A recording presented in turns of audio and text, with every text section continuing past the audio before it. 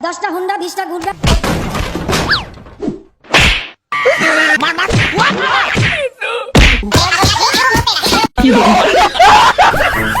আব্বাকে দেখ।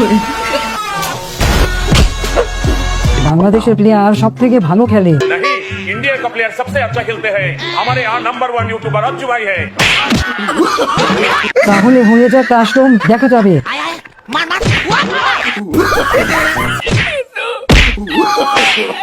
अरे ठीक है, बोलते नहीं।